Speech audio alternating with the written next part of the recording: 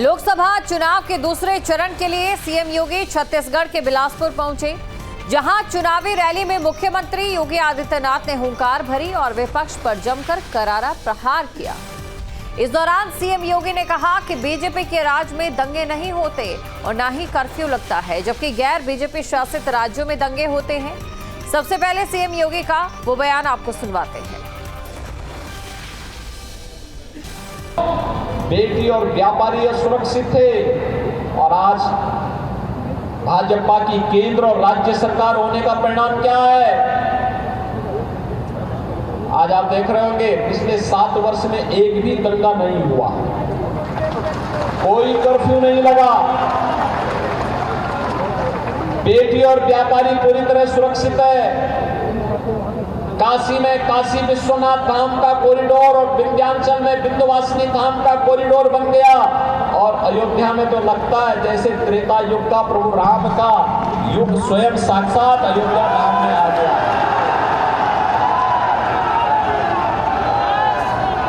एक तरफ अयोध्या में प्रभु राम साक्षात विराजमान हो गए हैं और दूसरी तरफ उत्तर प्रदेश के माफिया और अपराधियों का राम नाम सत्य है भी हो गया है ना।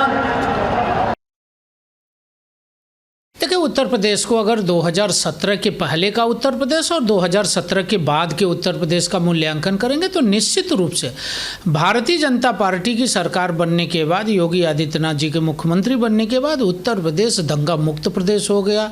अपराध का जीरो टॉलरेंस की जो नीति थी भारतीय जनता पार्टी की, वो कारगर रही और 17 से पहले उत्तर प्रदेश दंगा का प्रदेश था।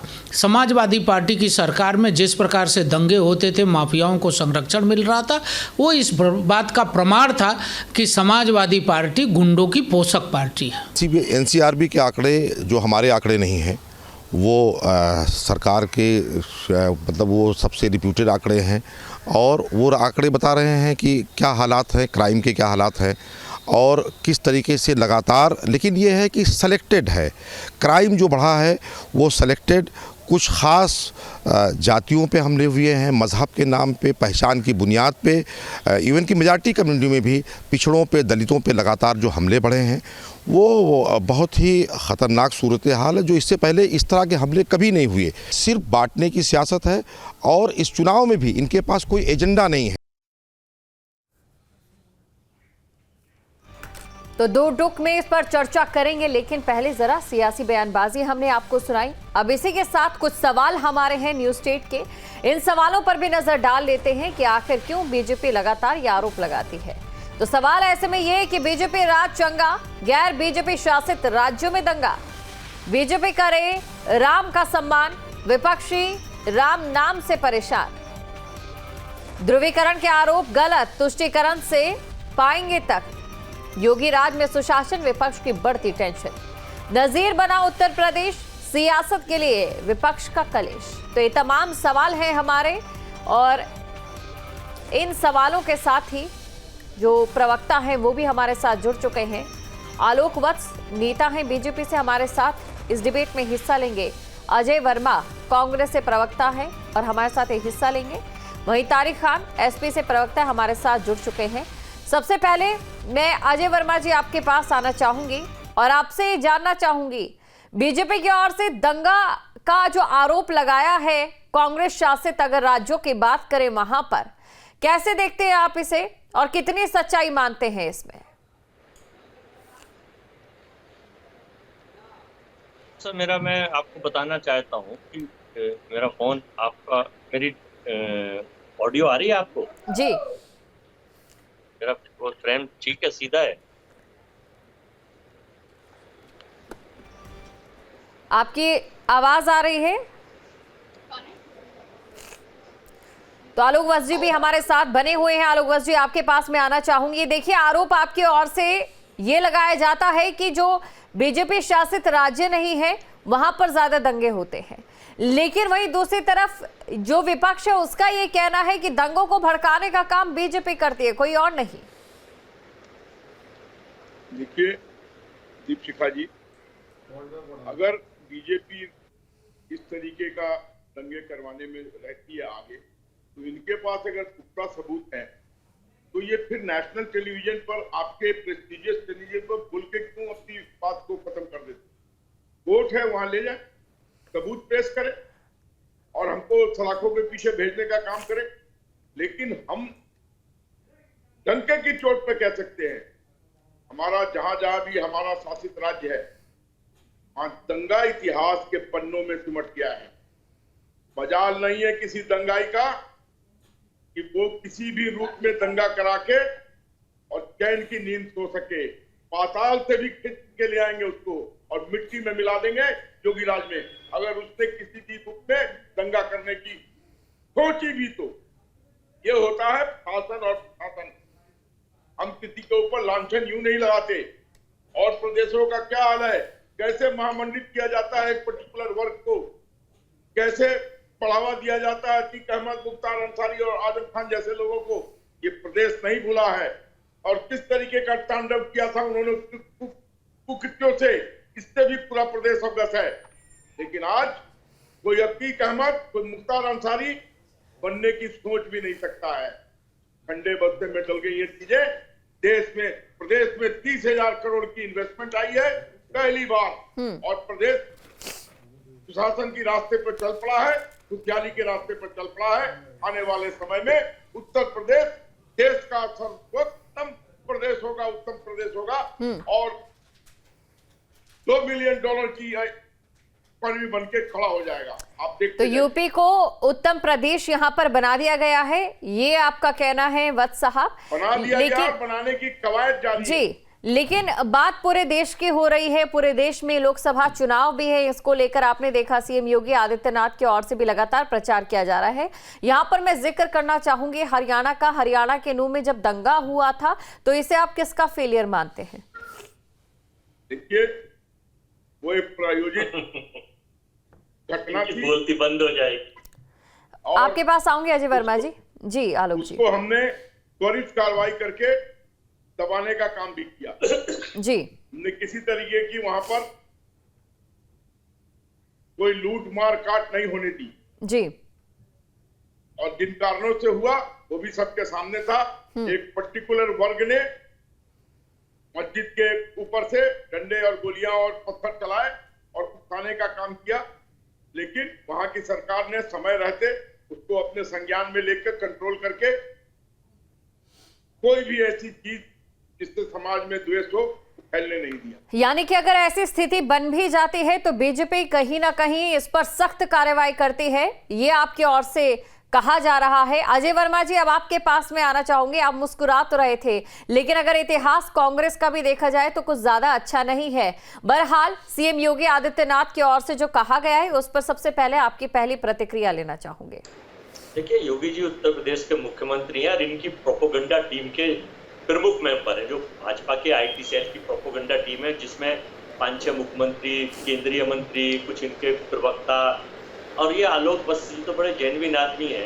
अब बेचारे समय अनुसार गलती से गलत पार्टी में ये आ जाएंगे। हम 2024 के बाद अपने में ले आएंगे कि हमारे साथ आ जाएंगे, विचारधारा हमसे मेल खाती। अब मैं आपको बताना चाहता हूँ कि देखिए, नहू के दंगे में बिट्टू बजरंगी बजरंग दल का इनका नेता, इसका दंगे का मुख्य साजिशकर्ता, मेन आरोपी था।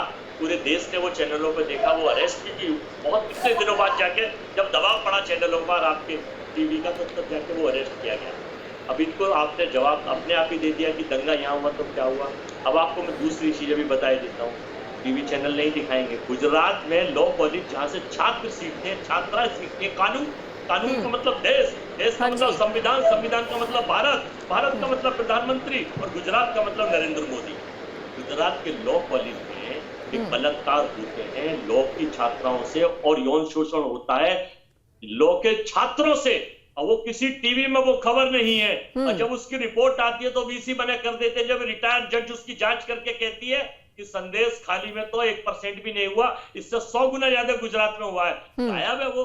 इसे कहते हैं उत्तम प्रदेश, इसे कहते हैं मोदी का देश, इसे कहते हैं गुजरात प्रदेश। अब मैं गाजियाबाद की बताता हूँ योगी जी का। परसों मुरादनगर गांव में एक 4.5 साल की बच्ची से बलात्कार करके उसका सिर फोड़ के मार दिया और बॉडी को रजाई में छुपो दिया। रात को हम लोग और हमारी प्रत्याशी डॉली शर्मा वहां गए, वहां भाजपा के विधायक भी आ गए थे और शर्मसार होकर, कितनी शर्मनाक बातें हैं। तो ये है योगी का उत्तर प्रदेश। सड़क अखबार खुलते ही सुबह के अखबारों में चेन पुलिंग, लूट, डकैती, चोरी, बलात्कार, छोटी बच्ची से बलात्कार, निंदनीय निंदनीय निंदनीय। दंगे की बात करके, पॉलिटिकल विंडेटा चला के, चुनाव जीतने के लिए आप कुछ भी झूठ बोलेगा। सुबह बोलो, जोर से बोलो, रोज बोलो, तेज बोलो, झूठ बोलो। केवल ये लोग झूठ बोलते हैं। इनका आईटी सेल प्रोपेगेंडा सेल है, ये पॉलिटिकल विंडेटा चलाते हैं। लेकिन इन्हें पता चल चुका है कि पहले चरण में 102 सीटों पे 80 सीटें गठबंधन जीत रहा है और उत्तर प्रदेश में से 8 में से 6 सीटें गठबंधन जीत रहा है। इसलिए ये बेचैन है, अनारगल बात करते हैं, अनारगल चुनाव प्रचार करते हैं, आचार संहिता। चलिए, यानी कि बीजेपी में 100 तरह के खोट हैं, लेकिन कुछ आंकड़े आपके लिए भी मैं लेकर आई हूं। 2008 से लेकर 2017 के अगर दशक की बात करें, देश में सबसे ज्यादा जो दंगे हुए थे महाराष्ट्र में हुए थे। और इसका एक और बेहतरीन एग्जाम्पल मैं आपको यहां पर देना चाहूंगी। 2009 में जो सांप्रदायिक वारदातें थी वो 109 हुई थी एक साल के अंदर महाराष्ट्र में। हैरानी की बात तो ये कि वो जो कांग्रेस आज यहाँ पर ये तमाम चीजें कह रही है, उस समय केंद्र में और राज्य में कांग्रेस की ही सरकार थी। मैं बताऊं ना, इसी का जवाब मैं दूं आपको जी। आप अभी रिसेंटली आपराधिक आंकड़े एनसीआरबी की एडीआर की रिपोर्ट उठा के पढ़िए कि भाजपा में कितने जबरदस्त 235 से ज्यादा यानी 45% अपराधी किस्म के सांसद हैं इनके, जो भाजपा में है नंबर 1 पर। ये भी मैं नहीं कह रहा, ये रिपोर्ट उठा के पढ़िए। और अभी जो रिपोर्ट आई है, मध्य प्रदेश महिलाओं पर, शेड्यूल कास्ट महिलाओं पर अत्याचार पे नंबर 1 है, वहाँ भाजपा शासित प्रदेश है। उत्तर प्रदेश में भी महिलाओं पर अत्याचार के लिए आप उठा के पढ़िए कि कौन से नंबर पर है 30 कंट्रियों में। पहला, दूसरा, तीसरा टॉप होते हैं। मैं नहीं कह रहा, लेकिन पूरा हिंदुस्तान जो है वो हिंदुस्तान होता है, 30 स्टेट और 5 टेरिटोरियम होते हैं। अगर एक ही देश और एक ही प्रदेश का उदाहरण देंगे आप, ये लोकसभा के चुनाव है पूरे। मणिपुर में क्या हुआ था? मणिपुर में क्या हुआ था? बेटियों को नंगा निर्वस्त्र कर करके सड़कों पर, वहां तो देश के तमाशा राजा गए नहीं, बोले नहीं, मणिपुर ने जवाब दे दिया। इस बार देश की जनता तय करे बैठी है, 150 से कम सीटें आ रही हैं, 143। ये जो नारा है ना, अब की बार 400 पार नहीं है, ये है अब की बार 400 हार, 400 हार, 400 हार। मतलब 543 में से 400 हार गए तो 143 से 150 ही जीतेंगे, बस ये इनका नारा है, इसलिए बेचे। तो चलिए, ये आपने बातें कही और एनसीआरबी के आंकड़े की जो आपने बात कही है, इसी आंकड़े पर मेरा अगला सवाल आपसे होगा। लेकिन सबसे पहले मैं यहां पर एसपी के प्रवक्ता साहब तारिक खान भी हमारे साथ मौजूद है, उनका भी मैं रुख करना चाहूंगी। तारिक साहब, आपसे मैं ये जानना चाहूंगी, एसपी लगातार ये कहती है कि बीजेपी ने देश का और प्रदेश का माहौल खराब करके रख दिया है, लेकिन अगर एसपी के आंकड़ों की बात करें, जो सांप्रदायिक हिंसा जो हुई थी 2013 में जो आंकड़ा था वो 247 का था, और वहीं अगर 2017 के आंकड़े की मैं बात करूं तो वो 195। ऐसा है कि जब लॉ एंड ऑर्डर का आकलन करेंगे तो पूरे लॉ एंड ऑर्डर का आकलन करेंगे। एनसीआरबी ने डेटा रिलीज किया 2022 का 2023 में। एनसीआरबी समाजवादी कार्यालय से नहीं चलती है, होम मिनिस्ट्री चलाती है। महिलाओं के खिलाफ अपराध में 2020 में लगभग 50,000 केस रजिस्टर हुए, 21 में 56,000 केस रजिस्टर हुए, 22 में 65,000 केस रजिस्टर हुए। कम होता है, 65,000 कम होता है और 49,000 ज्यादा होता है, शायद आपके हिसाब से होता होगा। रेप में दूसरे नंबर पे, गैंग रेप में पहले नंबर पे, दहेज हत्या में भारत के 28 राज्यों में पहले नंबर पे। ये सब मैं बता रहा हूँ 28 राज्यों में, और 8 केंद्र शासित राज्यों में 1 नंबर पे। पति और रिश्तेदार द्वारा अत्याचार में 1 नंबर पे, महिलाओं के अपहरण के मामले में 1 नंबर पे, हत्या के मामले में 1 नंबर पे, और देश में क्राइम के मामले में 7,53,675 क्राइम रजिस्टर हुए 2022 में। तो आपने ओवरऑल लॉ एंड ऑर्डर को कंट्रोल कर दिया। आपने कहा कि जो बदमाश थे वो लोग तख्ती लटका के जा रहे हैं, कहां गए बदमाश तख्ती लटका के? नेपाल भाग गए? कहां गए? वही अपराध कर रहे हैं, पेपर रंगा रहता है, कभी 10 साल की लड़की से बलात्कार, कभी लड़की टॉफी लेने गई उसके साथ बलात्कार। तो जब हम लॉ एंड ऑर्डर अच्छा करने की बात करेंगे तो ओवरऑल करेंगे ना, महिला सुरक्षित रहे, महिलाएं सुरक्षित रहे, हम इसकी बात करेंगे ना, कि कहेंगे तो महिला कितनी सुरक्षित की आपने? खाली नाटक कर कर। और दूसरा पॉइंट, स्टेट में लॉ एंड ऑर्डर स्टेट चलाता है, केंद्र के चुनाव से उसका क्या लेना देगा? आप स्टेट के लॉ एंड ऑर्डर को केंद्र के चुनाव में मुद्दा बनाएंगे? अरे केंद्र के चुनाव में मुद्दा महंगाई है, बेरोजगारी है, गरीबी है, जो लोगों के मुंह के अंदर से हाथ डाल के निवाला छीन लिया आपने, पैसा छीन लिया लोगों का, वो है कि स्टेट का लॉ एंड ऑर्डर है। स्टेट के लॉ एंड ऑर्डर से क्या मतलब? जब अगला विधानसभा चुनाव होगा तब हम गिनाएंगे आपने क्या क्या किया। लेकिन जब आपने मुद्दा ये रखा तो महिलाओं के खिलाफ जब अपराध कम होगा, तब जब अमित शाह ने कहा था कि रात में वेस्टर्न यूपी में 50 किलो गहना पहनकर महिलाएं टहल सकती हैं, अभी टहल रही हैं क्या? अभी टहल रही है महिलाएं? सुरक्षित है? अगर सुरक्षित है तो इतने मामले क्यों दर्ज हो रहे हैं? हम तमाम मामलों में भारत में 1 नंबर पे क्यों बने हुए भाई? और ये सब एनसीआरबी समाजवादी पार्टी के कार्यालय से रिलीज डाटा नहीं है। एनसीआरबी होम मिनिस्ट्री के अधीन आता है, वही रिलीज करना है। आप बताते, मैं एक बात कहता हूं, बहुत अहम समझने की कोशिश करिएगा। उत्तर प्रदेश अपने आप में एक देश है। यहां पर ये मान लेना कि यहां की कानून व्यवस्था हमने अच्छी कर दी, योगी वहीं फेल हो गए। आपने कह दिया कि हमने 1 नंबर कर दिया लॉ एंड ऑर्डर, नहीं, बहुत काम करने की जरूरत है। कमियां हमारे टाइम में भी थी, आपके टाइम में भी कमियां हैं, लेकिन आपने कुछ सेलेक्टेड लोगों को कह दिया कि किसी को जेल में मार दिया, किसी को सड़क पे गोली मार दिया, सब ठीक हो गया। अरे भाई, 2 लोगों को मार देने से इतना बड़ा प्रदेश जो कि कई देशों की जनसंख्या से ज्यादा, वहां तक क्राइम, लॉ एंड ऑर्डर, चोरी डकैती, लूट मार, गैंग सब खत्म हो गया।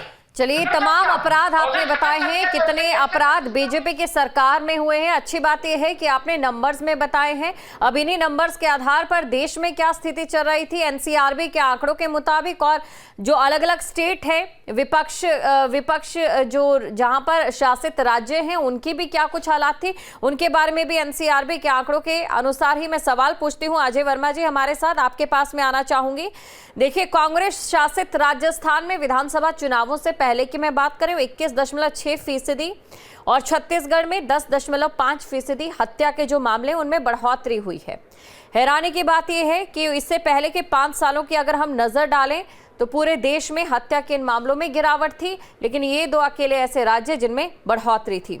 लूटपाट के मामलों की अगर बात करें तो 5 सालों में पूरे देश में गिरावट के बाद राजस्थान में 58.5%, तमिलनाडु में 17.9%, ओडिशा में 41%, छत्तीसगढ़ में 17.9%, झारखंड में 26% बढ़ोतरी हुई है। आप अगर कहें तो मैं महिलाओं के भी ये आंकड़े आपको दिखा दूंगी कि किस हिसाब से महिलाओं में जो अपराध है पिछले 5 सालों में वो अगर कम होता है, पिछले से 5 सालों की मैं बात कर रही हूं, वहीं राजस्थान के विधानसभा चुनावों से पहले की मैं बात करूं 61.7% बढ़ोतरी हुई है। यानी कि आप ये अंदाजा लगा सकते हैं कि कितनी संख्या में बढ़ोतरी हुई, और ये बढ़ोतरी वहां की जनसंख्या के आधार पर होती है। और तमिलनाडु के अगर मैं बात करूं तो वहां पर 58.1%। ये 2 राज्य ऐसे थे जिनमें सबसे ज्यादा बढ़ोतरी तब हो रही थी जब पूरे देश में ये अपराध कम हो रहा था। अजय वर्मा जी, मुझे उम्मीद थी कि ये सवाल आलोक पथ से पूछते, लेकिन चलो आपने पूछ लिया, एक ही बात है। मैं मध्य प्रदेश पे आपको बताना चाहता हूँ 90,000 से ज्यादा मुकदमे शेड्यूल कास्ट, और मध्य प्रदेश भी हिंदुस्तान का ही पार्ट है, वो कोई अफगानिस्तान का पार्ट नहीं है, डबल इंजन की सरकार का पार्ट है। 90,000 मुकदमे अनुसूचित जाति जनजाति की महिला पुरुषों के ऊपर 90,000 एक साल में दर्ज हुए, 2,000 पिछली सरकार चुनाव से पहले, ये भी मध्य प्रदेश में। और मैं अगर डिटेल वाइज आंकड़ा दूं तो आपने खाली राजस्थान और खाली तमिलनाडु जैसा पूरा हिंदुस्तान, राजस्थान, ये मैंने उन 2 राज्यों का नाम लिया है जिसमें जब पिछले 5 सालों में देश में कमी हो रही थी, जो परसेंटेज है उसके आधार पर मैं बता रही हूँ। तो कौन से जो 2 राज्य हैं जहां पर सबसे अधिक ये चीजें होती उनका नाम लिया है। अब उन 2 राज्यों में यही नाम सामने थे तो यही आंकड़ा आपके सामने रखा। लेकिन मैंने आपसे अभी बताया दीपिका जी कि मध्य प्रदेश का वो भी आंकड़ा उठा के आप डालिए, 90,000 से ज्यादा मुकदमे हिंदुस्तान में किसी भी स्टेट में दर्ज नहीं हुए डबल इंजन की सरकार जहां दर्ज हुए थे। और अगर बलात्कार की बात करते हैं और छात्राओं की बात करते हैं तो देखिए, बनारस में काशी विश्वनाथ भगवान श्री राम के आदर्श, भगवान श्री राम के जिन्हें अपना भगवान शंकर को वो अपना गुरु मानते हैं, ये मानते हैं राम, उनकी नगरी में जब एक बेटी के साथ भाजपा आईटी सेल का वो शुभम पटेल, उनके पदाधिकारी जिनके फोटो प्रधानमंत्री, गृह मंत्री, स्मृति ईरानी सबके साथ थे, तो वो काशी को शर्मसार करने का काम भी बाबा विश्वनाथ की नगरी में, और वो 60 दिन तक लोग उनके खिलाफ मुकदमा दर्ज नहीं हुआ। तो ऐसे नकली आंकड़े बताने से अच्छा ये कि इस पर प्रैक्टिकल बात करी जाए। वो 60 दिन तक मध्य प्रदेश में चुनावों में काम करते रहे और बाद में जब पकड़े गए तो देश की बीजेपी शर्मसार हुई। और दिल्ली की बेटियों का तो पहलवान बेटी जो आज बबीता फोगाट 10-0 से जीत के जिसने कोटा दिलाया है, उसको बेइज्जत करने का काम भाजपा की आईटी सेल और प्रो सेल कर रही थी। प्रधानमंत्री जी पोडियम का फोटो खिंचवाने चले गए थे, लेकिन 4 किलोमीटर उन बेटियों से मिलने और जो ब्रजभूषण मॉलेस्टेशन का मेन इनका सांसद था उसको बचाने के लिए उसके खिलाफ ना बोले, ना उनसे बेटियों से मिलने गए, ना उनसे बात करी। और मोदी जी की साहे साहब की पुलिस ने उनको किस तरह से बर्बरता से घसीटा, किस तरह से दिल्ली में सड़कों पे उनको पिटा, ये पूरा देश देख रहा है। जवाब देंगी देश की बेटियां और जाट समाज के लोग। इस देश की 70 करोड़ महिलाएं जवाब देंगी। महिलाओं को अपमानित करने का नाम किस तरह से बंगाल में दीदी ओ दीदी, अरे संदेश खाली में तो 1% भी वो काम नहीं हुआ जो गुजरात लॉ यूनिवर्सिटी में हुआ है। लेकिन वहां सीबीआई नहीं जाएगी, वहां आईटी सेल नहीं जाएगा, वहां नरेंद्र मोदी जी नहीं बोलेंगे, अपने स्टेट में भी नहीं जाएंगे, क्योंकि चुनाव जीतने के लिए बंगाल में किसी भी स्तर तक जाएंगे। तो ऐसे आंकड़ों से अच्छा ये है कि आप देश के राजा हैं, प्रधानमंत्री को लोग अपना आदर्श मानते हैं, आप उस तरह का काम करिए। लोग आप इतिहास में चीज रहे हैं, ना कोई रहा है ना कोई रहेगा, मेरा देश आजाद होके रहेगा। ये भारत अब दोबारा गुलामी की तरफ जा रहा है 20 लोगों की, जिनके अंदर में पूरे देश की संपत्ति सर्वता। चलिए जवाब ले लेते हैं आलोक वस्त्र से। आलोक जी देखिए, आंकड़े मैंने भी सामने रखे और आंकड़े विपक्ष की ओर से जो हमारे साथीगण बैठे हैं उनके ओर से भी सामने रखे गए हैं।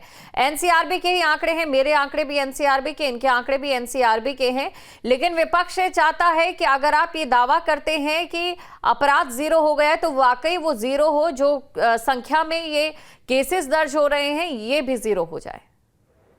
देखिए दीपशिखा जी, मेरे दोस्त वर्मा जी शब्दों की जादूगरी में बहुत अव्वल रहते हैं।